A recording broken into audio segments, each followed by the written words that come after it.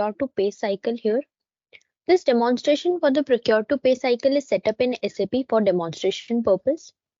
The procure to pay cycle starts with raising a purchase requisition, which is approved by an authority, and further the purchase order is created.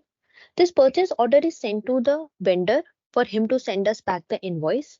Once we receive the invoice, the GRN is created automatically. Once GRN is created, all these three documents are due for the three-way matching, which goes in an email link to the respective authority.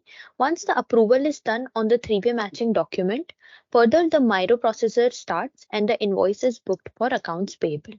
We will look at the demonstration of this procure to pay cycle. To raise the purchase requisition in SAP, I'll be using the transaction code ME51N.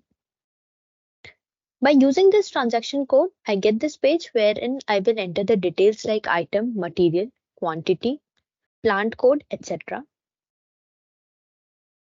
After saving these details, the purchase requisition is raised and purchase requisition number we have received. To print this PR in SAP, we will use another transaction code that you can see on screen. Here I will give the print for this purchase requisition.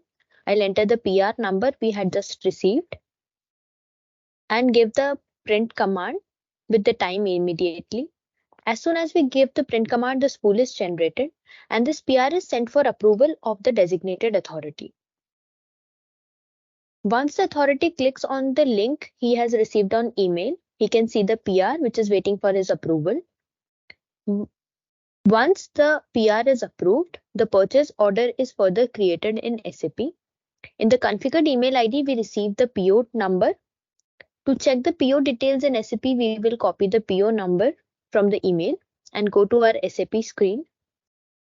Using the transaction code ME23N, we will be able to check the PO details in SAP. Under the label of purchase orders, I will enter the PO number we had received an email and click on execute. Here we can see the details of this purchase order which is just created under the label item detail. Here different details like material, document, posting date, quantity, etc. are there. Once this PO is sent to vendor and he sends us back the invoice, the GRN is created in SAP. To check the GRN details in SAP, under the material document header, we can check for the GRN details. Three-way matching is due for the approval. The authority gets an email with a link with a merged copy of purchase order, invoice, and GRN. The said authority can check if there is any discrepancy in any of these three documents. He can reject this document. In case if everything seems okay, he can ink his signature by typing, drawing, or uploading. Once the signature is affixed on this three-way matching document, in the background, Miro process would start. In the configured email ID, we will receive the Miro details. Here we can see we have received a Miro invoice document number detail. We will copy the number from here, and to check for the Miro details in SAP, we will use the transaction code MIR5.